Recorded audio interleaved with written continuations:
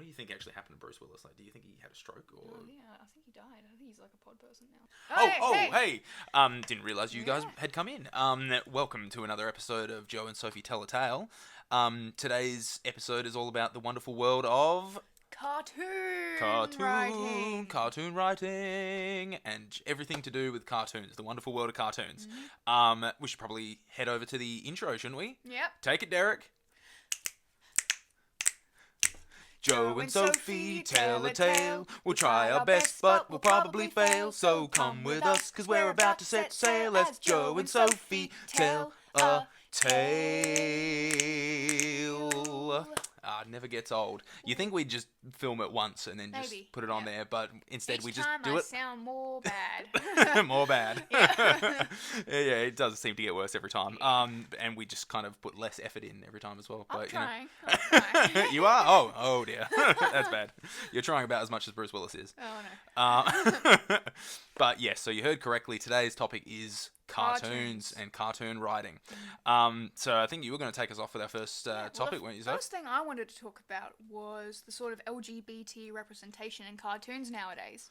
Yes, a very interesting topic. Do tell. I mean, back in the day when cartoons first were rolling out, that was like 1940s, 50s. It was like ages ago, and obviously back then, gay people. Yep. And the like just didn't exist, apparently. I mean, yeah, according to cartoons, they just weren't around. Yep. But nowadays, we've got some really good characters that have huge arcs. Some of them already know their sexuality. Some of them find it over the course of the show. From things you've told me, I love a good cartoon from So do you from know time to time. of any gay characters off the top of your head from a cartoon? The first thing that pops into my head is the overt homoeroticism in He-Man. That's the first thing I can think of. You know, actually, when I was researching this just a bit before, I was kind of looking up what is the oldest gay cartoon character, and everyone was like, is He-Man gay?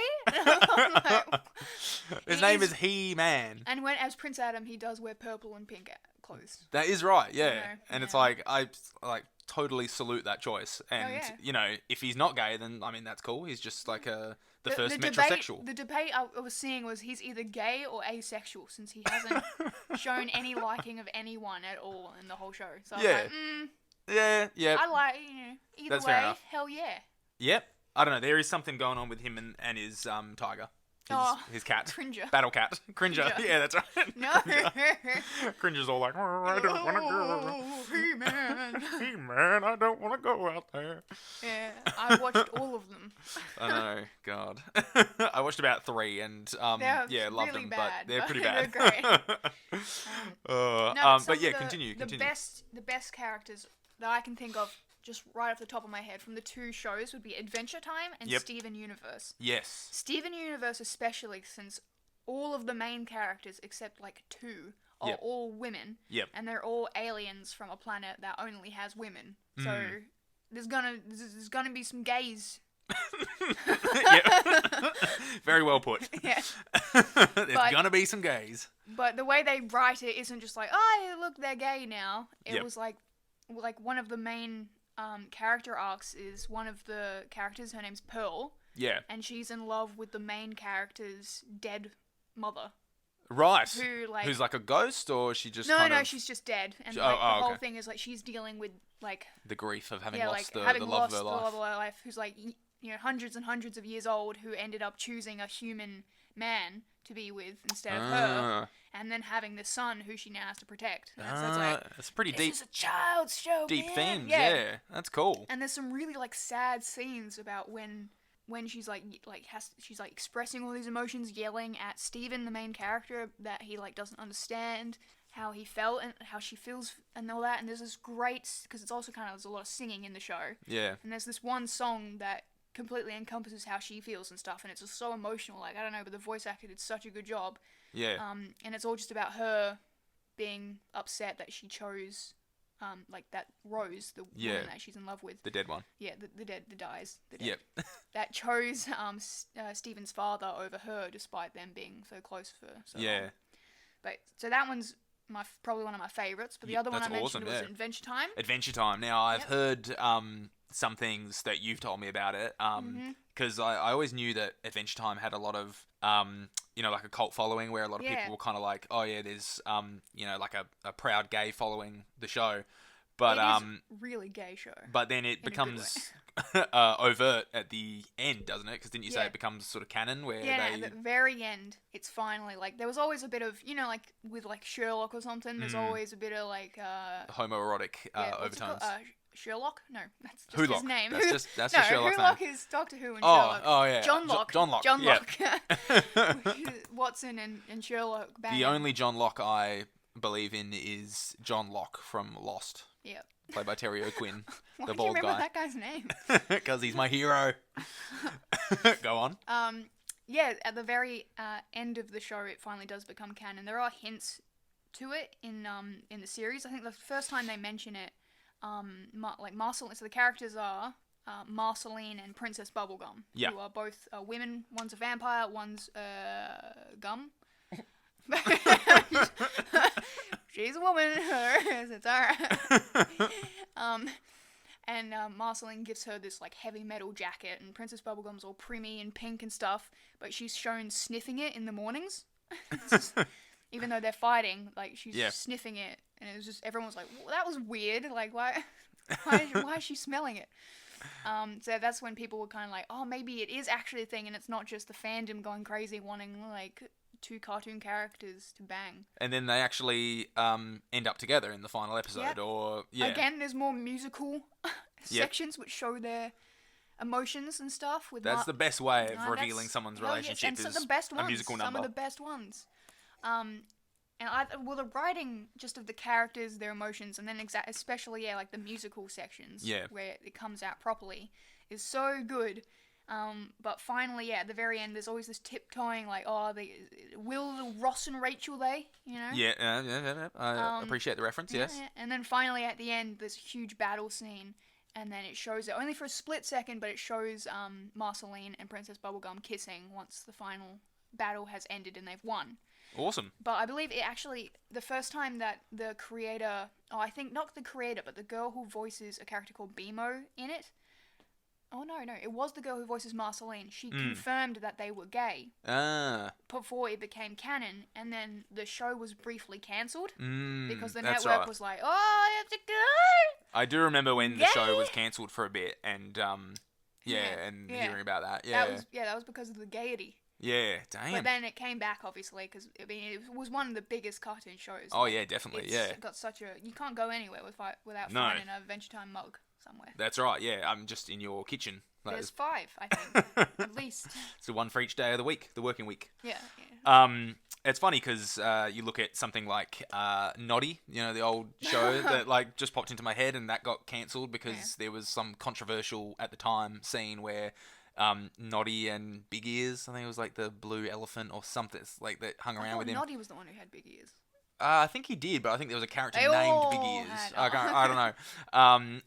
He just had bigger ears than Noddy. I don't know. Slightly. But they were like sleeping in the same bed or something. And I heard that's and I heard that's why it had gotten cancelled or something. But then I've since heard that there's like weirdly sort of racist undertones as well. That There were, like, probably is. Pretty old. Yeah. It's a pretty old show. and I think it's there's England, there's the old like gollywog forest or something like that, and there's all these sort of gollywog characters that are just sort of weird minstrel type representations of like African Americans and stuff. So so but obviously like the world of cartoons has come quite a long way since then. Like if you're able to show finally kissing, like it was like 2016 maybe that I think it got cancelled around that point. It was like back then it was like, damn, you're really cancelling a show because there might be 2 gay characters in it. Yeah, that's right. And Steven Universe is also like banned in a lot of countries because it's so overtly gay. Yeah. That a lot of like some of the really homosexual countries just don't show it at all, Yeah. or they either cut it out and make it look weird. Did you or say they the make really homosexual countries or the really like homophobic countries? homophobic countries? Just they're like, well, this is even too gay for us. Like, oh. Well, it's like with Rocket Man, the Elton John movie they released with Taron Egerton, and that was that's the one. They apparently released it in I can't remember what country it was, so I'll probably offend some country if I say which one. So I'm just gonna not say the name of it, but because I can't remember which one. A country somewhere that banned that released the film, but they just cut out all the gay scenes because they were just like, nope, there is no gay in this movie. Yeah. Still had Elton John dressing in like crazy sequined outfits, but they just couldn't deal with that. They was like, kissing a man? Good lord. Never. I say. Not in my movie. Monocle drops. Yeah, into your cup of tea. Like, Good lord. good lord. By Jove. Yeah. So is that that's the end of that topic? Pretty much. All I'm saying is Bert and Ernie are gay.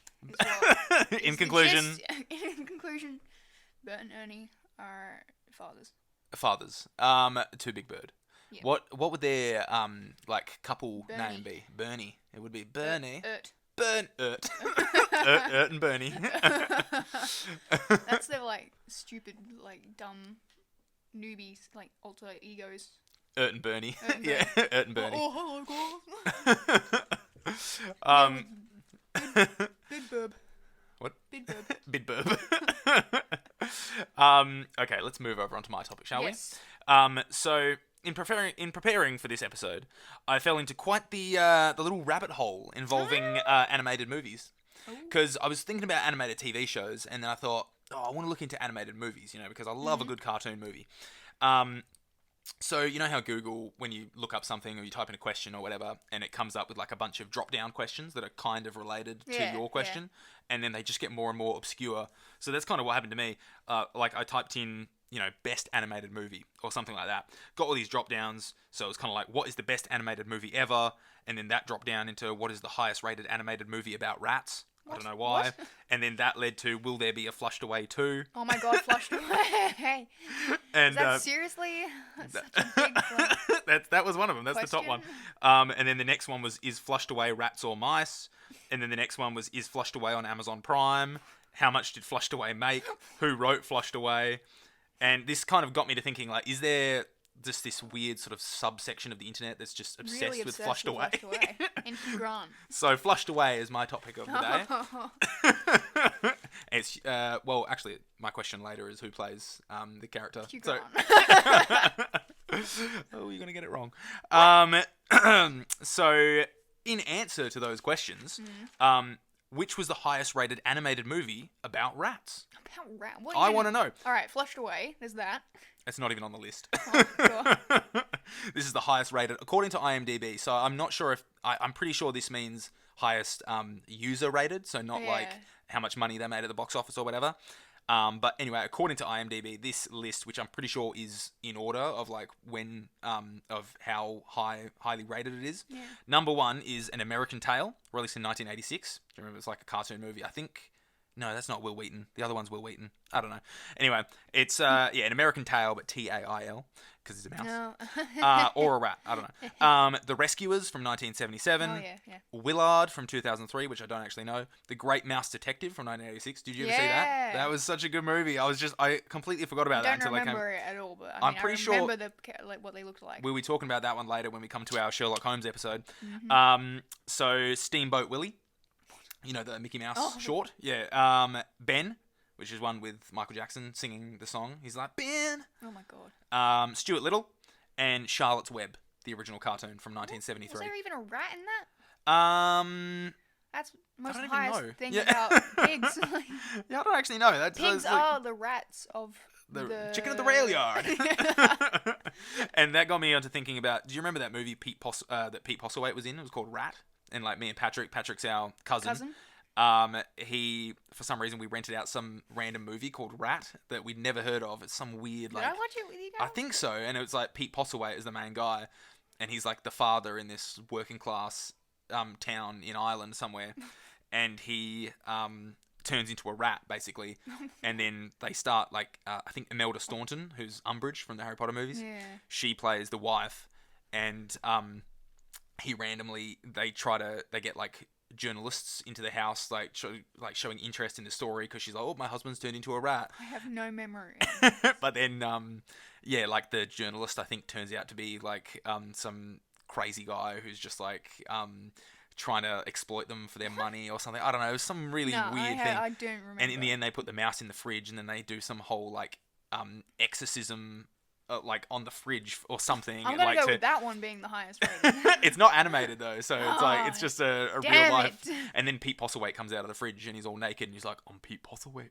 American Rat Wolf of American Ireland. Rat Wolf of Ireland. Yeah, exactly. And yeah, but in answer to the other questions, apparently, yes, Flushed Away is available on Amazon Prime. Nice. I haven't verified that fact, but that's what it said on Google. Nice. So, and furthermore, in answer to the who wrote Flushed Away questions, Flushed Away was written by Ian Lafreniere, Christopher Lloyd. What? Excuse me? No, not the Doc Brown Christopher Lloyd. Oh, It's actually okay. the Christopher Lloyd. You know how in Frasier, you know how it always says Yeah. executive produced by Christopher Lloyd? Oh, okay. When I was a kid, I always thought it was executive produced by Doc Brown. But apparently there's a Christopher Lloyd who's a veteran TV producer and apparently screenwriter and because he loves rat films. he loves rat films because he wrote every single movie on this list. Oh my no, god. No, he didn't. No. Okay, for he a only sec, wrote I believed He only you. co-wrote Flushed Away. Yeah, so Ian Lafreniere, Christopher Lloyd, William Davies, Dick Clement, Oh and my god, Joe there was a lot. Joe Keenan. How did... What? The last one was Joe Keenan. I didn't want to like leave Joe Keenan out just in Yeah. case he's listening. Right, what were the films again, though, and I'll guess which one. What? I didn't guess the film. What are you talking about? You read out the films, and I Yeah. didn't guess which one was the highest paid. There was no highest paid. What? What was that question then? No, the question. This wasn't a question. This was the question. The drop-down question that I clicked on was, Oh. what were the highest rated animated movie about rats? And Alright, this cut was that the bit list. out, cut This that was bit the out. list. Never mind. Anyway, You go. a few years ago there was a petition online. So this is something I found in one of the sadder corners of the deep web. There was a petition to make a second Flushed Away. Oh god. In 2017 by some internet user called Meole Cream Cracker, in which he claims the film as a national treasure, comparable to films like The Godfather. I think he calls it like a national work of art or something. Basically trying to convince DreamWorks or whatever to create another Flushed Away. So this guy's got like problems, But right? then underneath he'd also, I think no one else had messaged on the page at all except for him, like about a year ago. So like a year after he made it. So he posted on the petition page again, expressing disappointment in the public for not getting behind the petition and getting the sequel off the ground, and that was like- on change.org. It's like those Facebook pages where it's like one like and like get drunk, and then like that person likes it themselves, and they're like, all right then, I got drunk. like, I'll do it. Sounds like that. But do you remember when we went to see Flushed Away at the cinemas? I only remember I had a copy of it at home that we got like from Bali or something. I just remember watching it all the time. Yeah. I don't remember seeing it at the cinema. I'm pretty sure I only watched it one time, and it was when we were at the cinemas, because for some reason, I think you were like 9 or 10 or something like that, and for some reason there was some period in our lives where... all we did was watch Flushed. Flushed Away. No, that was Shrek. You watched Shrek every single day. I would still do that if I had it today. Right? You still had that Shrek video. If I had the same VHS, I would So still we be got, watching it. yeah, you got Shrek for Christmas, and then all the way up until, I'm honest to God, I swear it was February 1st, you watched it every single day. I don't remember. And like, just every day, it was Shrek. It was just, somebody wants... and just every day. But yeah, so for some reason, yeah, there was this period in our lives where Mum was working late, and I always had to pick you up, and then Mum would drive us home after when she finished at like 6:30 or something. So I always came and took you to the shops or whatever where she was working, and you and I would go see a random kids movie or whatever. So this was like every Thursday or something, or it was like, I can't remember if it was every day or if it was every once a week or something. I can't remember any of the other movies that we saw. I just remember we went to see Flushed Away, and we also went to see another one called Happily Never After or something like that. Oh yeah. And it was the worst piece of crap ever. Yeah, that sucks. Yeah, like the animation in that is so bad. Like I think I saw it on TV again not long ago, and I was just like, how did they even? This was like 2006. Like it wasn't like it was 1974 or something. But yeah, Flushed Away was like a happy happy thing. It was quite good. I remember really needing to pee, actually. I just suddenly remembered I needed to pee so badly, but like I couldn't just sort of leave you alone in the cinema, so I kind of had to wait until the end of it. Popcorn.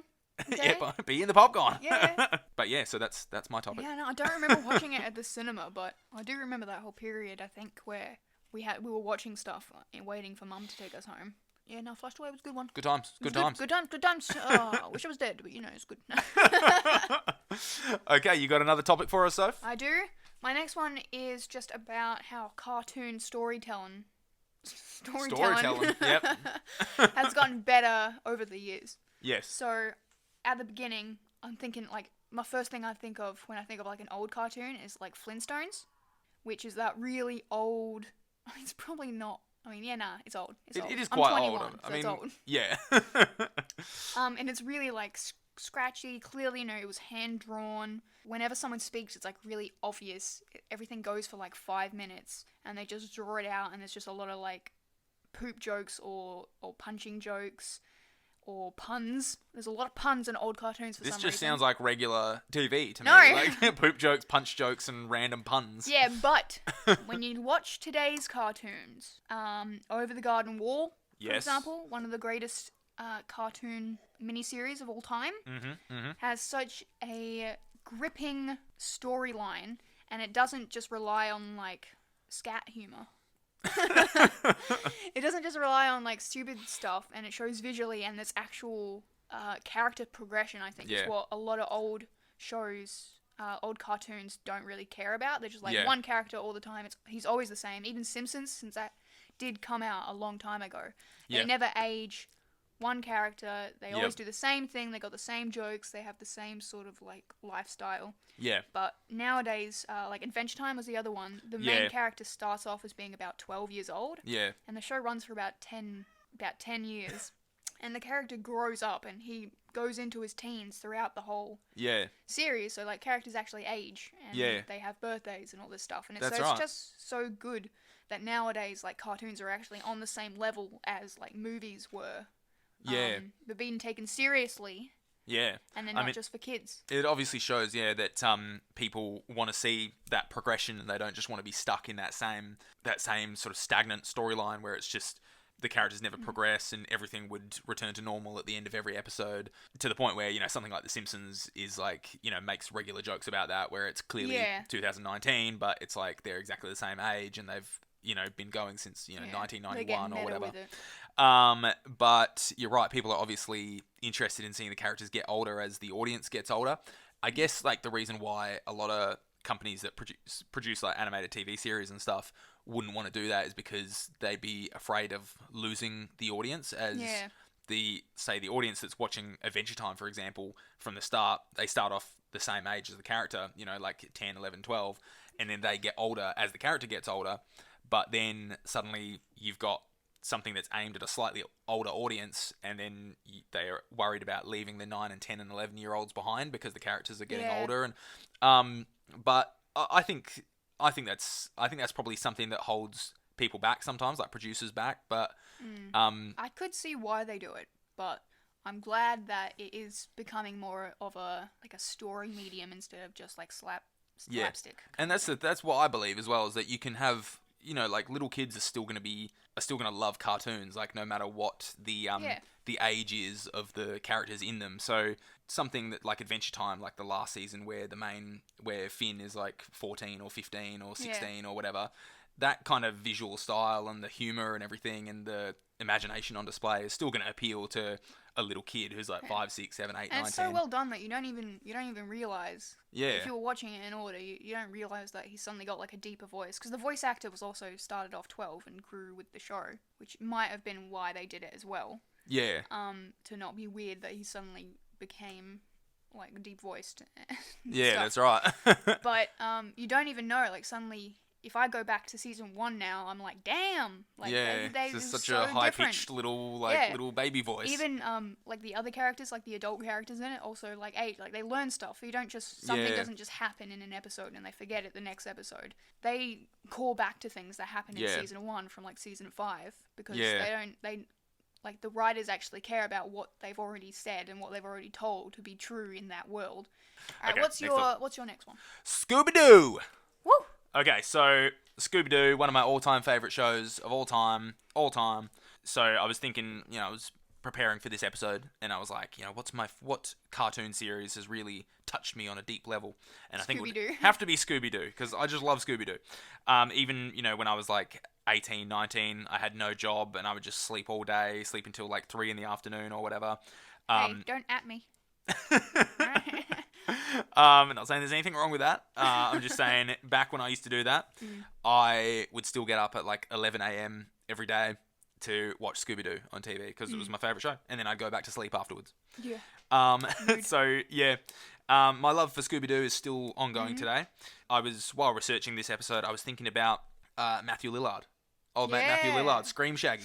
Scream Shaggy, so called because he's Shaggy. He's the new Shaggy. Or he's been Shaggy for like 10 years now. Yeah. But probably even longer than that.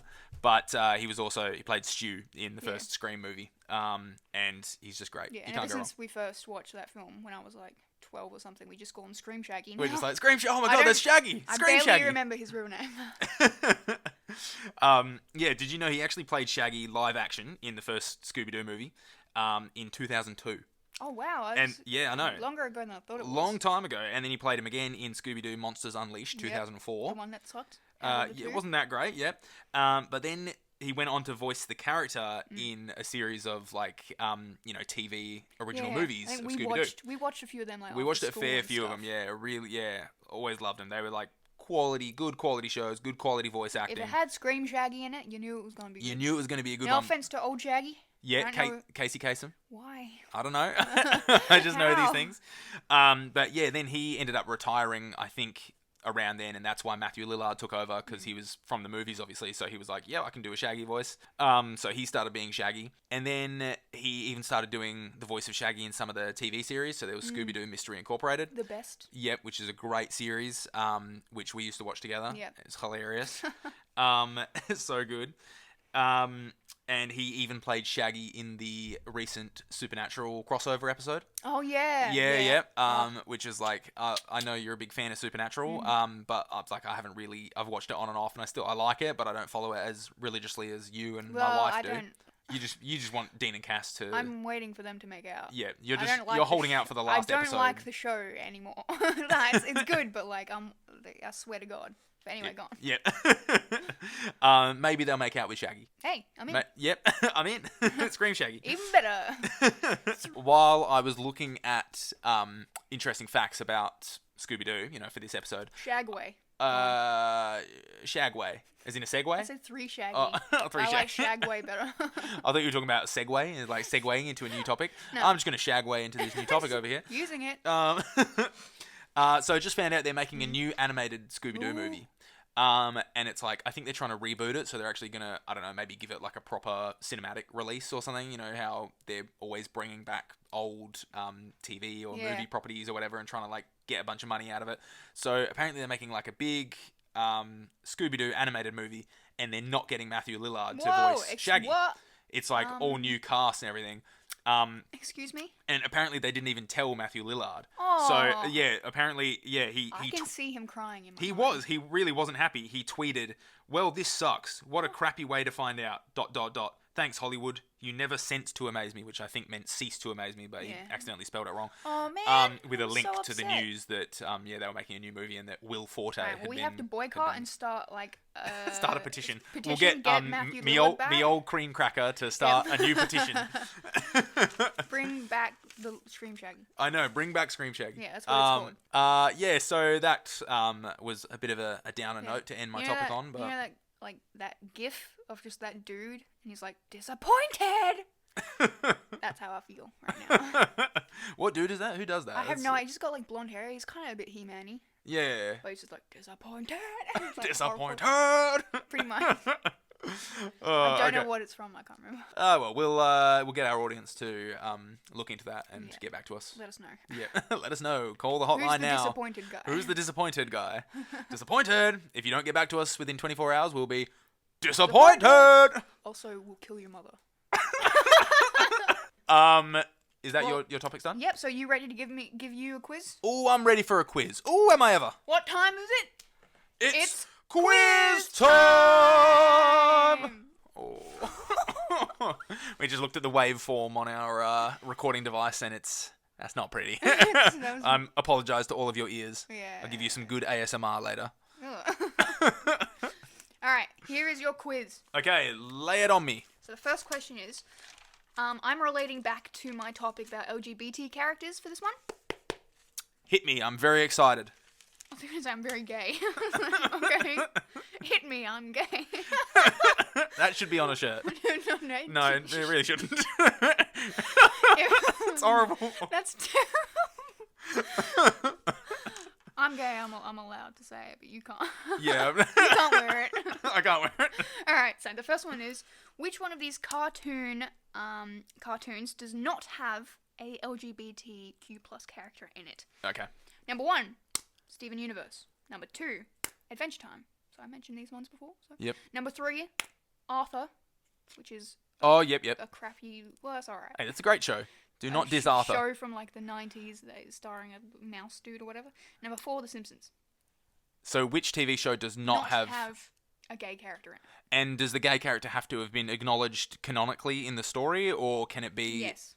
Okay. So it has to be Arthur, surely.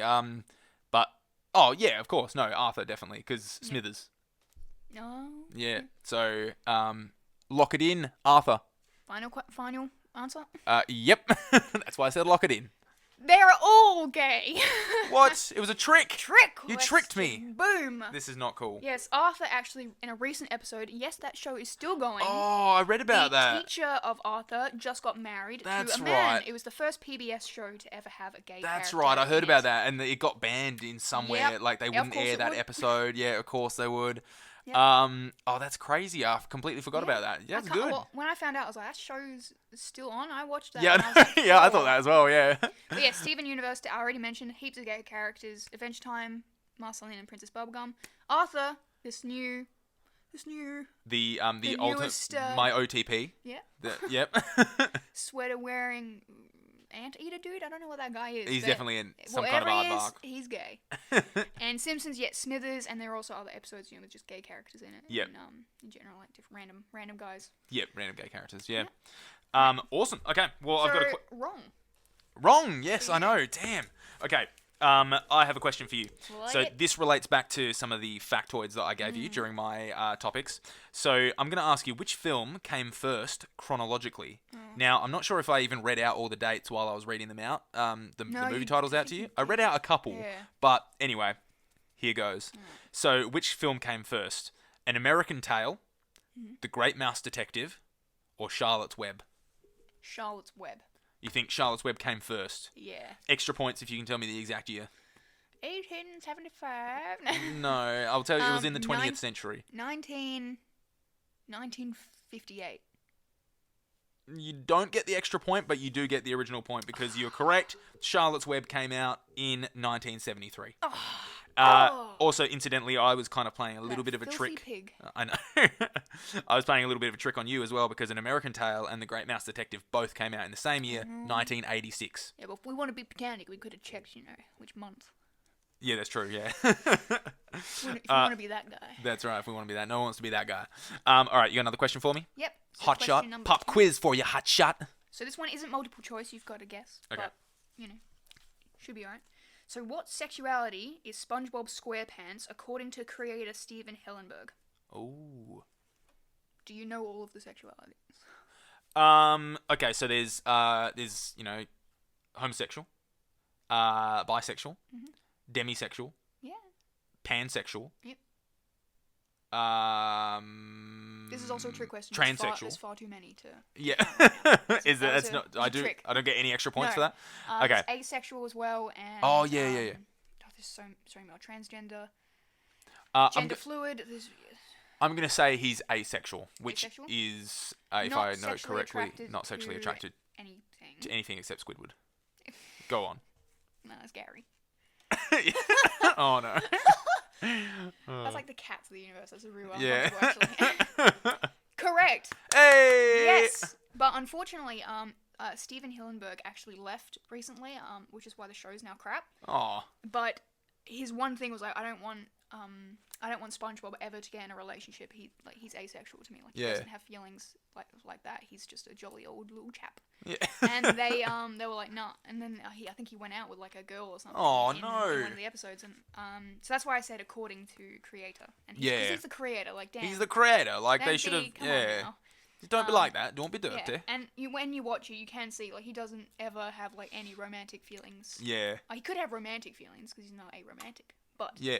but yes, correct. So you did actually get that one right. He Yay! is asexual. All right, 1 point for Joe. Okay, I have another question for you. This one's a good one. Oh. This one's a good one. Name one of the writers of Flushed Away. Oh crap. Oh yeah, Christopher Lloyd. Oh! I only remember that because of Doc Brown and we talked Damn it! about I knew we shouldn't. All right, well, I'll give you 1 extra point if you get one of the others. Oh, well, Ken Hillen jockey. Remember, there was one that sounded vaguely French. Cordon Bleu. I don't know. Yes, correct. I can't remember any of them except. No, you got Damn Christopher it. Lloyd, so I'll give you 1 point for that. But other answers I would have accepted were Ian Lafreniere, Oh, William Davies, Dick Clement, and Joe Keenan. Joe Keenan was the one I was Joe trying to Keenan. say first. Okay, all right, give me another one. All right, your last one is How many points have I got so far, by the way? 1? 1. Okay, 1 out of 3. You've got 2 out of 3, so well done. I'm winning. Out of a potential 4, though, because you could have gotten the extra year Oh, point yes, and the blah, blah, blah, yes. but you got 2, so, you know, you're not that great. Who was the first gay cartoon character? First gay cartoon character, openly gay? No. How do you ascertain that they're gay, then? Is it just, they're just seen as a gay figure, or? In a recent miniseries cartoon comic book thingy, they have been confirmed to be a closeted gay thing. She-Ra. Oh, She-Ra, not bad. She-Ra came out in 1980, 4, Something 85, like that, something yeah. like that. around here, man. So you think the first ever gay character came out in 1984? It's a cartoon character. Can you tell me if I'm right with the decade, if I'm in the right area? Alright, no, you were not. Okay. Dick Tracy. Someone from Dick Tracy. What's Dick Tracy? I don't know. It's like some Is that a cartoon? old comic strip or something, I think. I don't know. So it is moving picture. Yep. Want me to just tell you? Yep, tell me. Tell you a little? Okay. No. Oh. No. Snagglepuss. Oh. He was long considered a sort of gay figure just because he was very flamboyant. Pink, talked kind of like a stereotypical gay person. Yes, yep. And, back then, it came out in 1959. Damn. And although he wasn't, he was just a flamboyant kind of dude. Yeah. Wasn't canonically gay, especially back then. I don't know if the program would have wanted that. Yeah. But a recent... Comic strip or? Yeah, a recent comic thing called Exit Stage Left, The Snagglepuss Chronicles, came out in 2018, which established SP, I wrote, Snagglepuss, Yep. as a closeted gay person living in the 1950s. Wow, that's amazing. That's Oh, awesome. gay person, gay cat, whatever he is. Yeah. That's So, awesome. yeah. That sounds pretty cool. What was the name of that book? So it was a comic called... Yeah, Exit Stage Left, The Snagglepuss Chronicles, It sounds awesome. 2018. I'd definitely be interested in reading that. Yeah. Okay, well, I've got one more question for you then, and it was one that I alluded to earlier that I told you that you would get wrong.